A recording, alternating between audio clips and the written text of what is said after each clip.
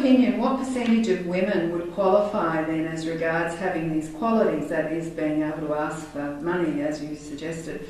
And could they be developed? And if so, what are your ideas about how this could happen? Well, I mean, I think going back to the asking for money and then not getting it and kind of failing and that experience of failure. I know personally for me, part of the reason I think that I'm so comfortable being an entrepreneur and living kind of this lifestyle, which is often poor and often unsure and often you just kind of assume it's going to work out somehow in the end. And that, for me, that was, and I got it in sports and playing sport in a way, playing pickup, right? Playing in a way that like you're going to lose and you're going to win and you're going to succeed and you're going to fail. And sometimes you're not going to be picked for the team that you want, but you know, you can always, and so that's where I found it personally. And so, but it started at a very, very young age, right? My willingness to take a risk and to like ski down a run that I may or may not know if I can get to the bottom of and just go for it. And I play a lot of kind of extreme sports for myself. That started very, very young, kind of doing extreme things, right? Chasing my brother and, you know, hoping that I didn't get anywhere I shouldn't end up being. But I think that you can also achieve that in a lot of other places in life. But it's that starting from a very, very young age, taking risks and realizing that when you take a risk, it'll probably just work itself out. And having that kind of like gut instinct, I think, is what's core to an entrepreneur. And then when it comes to sourcing venture, you know, the risk is asking for money and having them say no. But at the end of the day, like having them say no is the worst thing that can happen. And so I think having that understanding and that being comfortable with that understanding is just, you know, you can start it at a young age just by getting comfortable with risk and getting comfortable with failure and knowing that there'll be more opportunities, there'll be more places. But it's hard. I mean, even as someone that's comfortable with it, it's still hard. Do you think that the challenges that women entrepreneurs or startups have historically faced mean that we will always be underrepresented sourcing venture? Absolutely not. Great. I think especially with, you know, kind of, I mean, computers in particular, technology is kind of the one that everyone looks at. I got on a computer when I was very, very young. Very, very lucky. Was always one of the first kids in my class and neighborhood to be on a computer. My father recognized it, and then interestingly, my mother made all the money growing up, so I had a stay-at-home dad, and so my mom was the breadwinner of the family. Well, my dad was the one that was into technology, so mom bought the computers and dad got the computers. And helped you then. Yeah, and so we grew up. I mean, I grew up from the time that I was like 10 on Instant Messenger, and that was really early. You know, we'd go on BBSs, which is the dial-up. You'd have to dial up to a single machine. And Zach and I would rollerblade down to the local college and get the newspaper and come back with the phone numbers because we wanted to play Risk. Right? We wanted to dial up and play Risk. But it was like, you know, like early, like before the internet. This was like BB, you know. Yeah. And so we were very lucky because we became very comfortable with what the internet is, the capabilities of the internet. You know, when we started our nonprofit in college together, it was about the internet, whereas everyone was like just starting to use email, just starting to have computers. We were very comfortable. But young people today, I mean, they all are on iPhones and iPads and instant message. I mean, it's more about like their parents are like trying to shield them from the mass versus getting them access to what it is. And I mean, I think that you start to see these young entrepreneurs in general and young women, I mean, men and women, that start when they're, I mean, ModCloth, I think is a great example. This company was started by a young woman who was 17. She liked to shop at vintage thrift stores, but also like loved the internet. And now they just did $100 million in revenue. Fantastic. Started by a 17-year-old woman who thinks she's 25 or 26 now, maybe not even that. What great. You know, and so it's like, I think that like that coming up, what you're going to see is the kids are going to start doing it as their kids, and they're, you know, 15, 16, 17, and suddenly it's more about the success they're achieving than it is about, is this a man or woman or a boy or a girl. And when we were talking earlier, even between yours and my generation, we were noting how different it is for women. So yeah, it does certainly sound very hopeful. Thanks for that. How do you feel about incubators, and do you think that this is a way that more women could achieve funding? I am wary of incubators in general from a raw entrepreneur standpoint. I think Y Combinator is a good example, and you know, they take a lot of the company, and they give you a structure. This is how you start a company, and this is how you do things. But really, some of the greatest companies of all time are built in rebellion towards what is supposed to be the way. It's more about, you know, really bright people, looking historically at what works and doesn't work, and reading lots of books and, you know, blogs and websites and everything you can find on being an entrepreneur, really kind of figuring out how to do it. And an incubator, tells you like how to do it, and it kind of keeps a lot of ideas out. But it does provide a safe, structured place to learn how to start something or to build something. So, for a certain type of person, that's a great environment. It's protected. You don't have all these outside people telling you that your idea is stupid and that you shouldn't be doing that and that you're wasting your time. And so it's been very successful for a lot of young men, especially young engineers, young technical engineers that maybe aren't as business savvy or as excited about the business perspective. And in that way, it could probably be just as successful for young women that are engineers. But I personally am not a fan of incubator. Okay. Do you have any tips for women who are currently sourcing venture?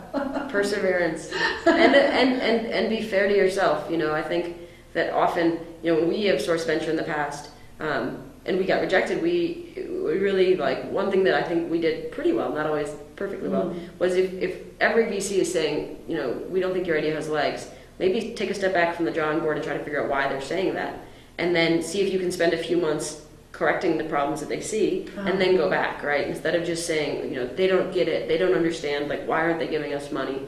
And actually, we got really lucky that we, spent the first kind of 4 years with angel. Go talk to angel investors. Instead of thinking, maybe the reason you're not getting VC money isn't because you're a woman, it's simply because there's something missing. And we had that something missing for a very long time when we tried to source venture money. We had a board, had a lot of partner meetings early on with some of our products, and we just never quite turned the corner. And, we were very lucky that VCs said, we encourage you guys to take on a little more angel, see how much further you can get and come back, and then we were able to get to the point where we could raise a round. Great.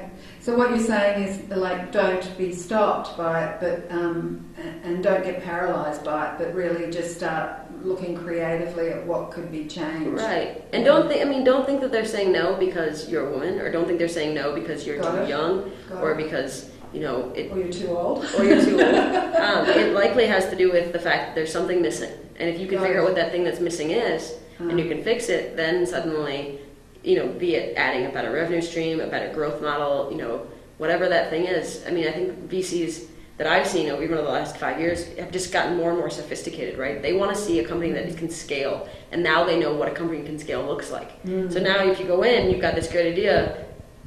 We built, one of our first products was this amazing technology, won a bunch of awards, everyone thought it was the coolest thing, it let you drag and drop pictures, and we wanted to drag and drop advertisements onto a website. But at the end of the day, the technology was profoundly complicated, and so if we were going to scale it up to the user base size, it was going to require a tremendous amount of serving and all of these complications, and a VC said, yeah, this is an amazing product, you guys have clearly got something, but you're missing the whole how are you going to scale it component.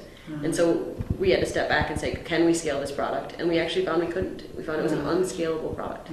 And so then we switched to kind of keep pounding for a new business model. So I'm getting that extra message now that it's really important to listen when you do make these meetings with VCs and angels, and start actually taking some of that feedback on board. Yeah, and don't be offended if someone says no. There's a lot of reasons why people say no, and your goal is to make them regret it. Yeah, very good. Yeah. Revenge is the best form of success. You look at all those people that passed on Google and Yahoo and Facebook, and they're just kicking themselves. Would you like to see changes in the venture capital community that could support women startups? And if so, what are your ideas? I think that, as I mentioned earlier, a lot of VCs would love to have more women-founded, run startups in their portfolio, simply because it looks great for them. I think one thing that I've tried to get kind of involved in some of the different women events and go pitch to a VC, and they always feel very entry level. They always feel very basic, I already kind of know everything that I'm learning at this event, I'm not going to really waste my time going to this. But and those same events exist for both men and women in lots of different ways. But I think that the one thing that's missing is, okay, those events are great, have an idea, bring your idea, but what about people that are actually starting their companies? And there really aren't that many good female mentors. You don't see that many mentors that you can actually say, okay, look, I'm a female entrepreneur, I'm moving forward. Now let's talk about not how to raise money, but how to scale a company. And that's, I think it's just missing, is that next level of it's always mentorship. It's so cliche almost. Yeah, the mentorship.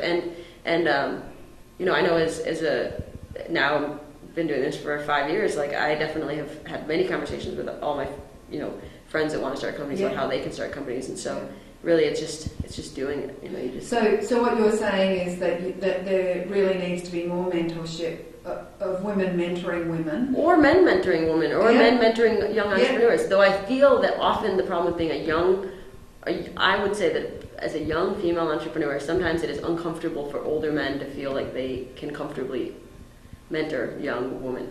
There's just an awkwardness going on, and I think it's both a generational thing and the gender thing. Okay. Whereas like, you know, a younger man, it's a very simple relationship, right? Yes. I think it's a generational thing as much as it's a gender thing. Very interesting. But it definitely can be awkward. Whereas like someone who's in their 30s or early 40s, I don't feel any sort of gender. You're a non-technical co-founder. I'm interested in that because I also was that. Do you believe that it's easier for technical women founders to achieve venture funding than non-technical? And if so, what are your reasons for this? I think, kind of as we discussed earlier as well, having a very, very strong technical person on board, and ideally a founder, simply because then they have more vested. For instance, our founder has a tremendous amount of stock in this company. We end up giving him a very, very much a co-founder share of ownership. Yeah. And so now he's very interested in making sure this company succeeds or fails. Yeah. So having someone who's very strong technically, who's vested in the process, they're not going to go quit and get a different job because they have all this stock that they want to come to fruition and to make money with. Yeah. I think is fundamental, right? I mean, I think the investors are able to have faith in our company because we have a technical co-founder who's not going anywhere, because the only way he's getting rich is if Triggit succeeds. Yeah. And when we raise our round of funding, and for instance, it's very often when you raise funding, you're going to reset some of the founders' vesting, especially early on, like right now. Ryan's vesting got reset as well. And so our CTO is now not fully vested with his stock, so he's planning on sticking around for a while, right? I mean, he's not leaving.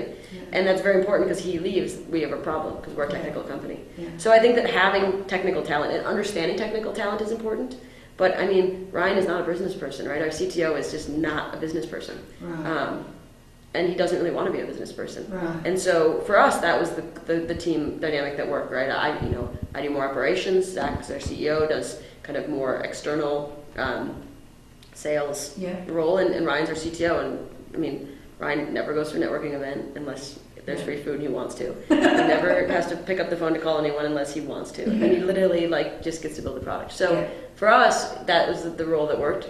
If you have a technical, the technical founder that has business kind of acumen is very rare, right? The Googles or the Facebooks, very, very rare. If you have that, that's fantastic, but I don't think it's necessary. Though having technical person that's vested in your company is fundamental, if you're going to be a technical company. Could you list some of the advantages of gender diversity in a startup, and are there any disadvantages? I know you're the only woman. I'm the only woman in this team. We're trying.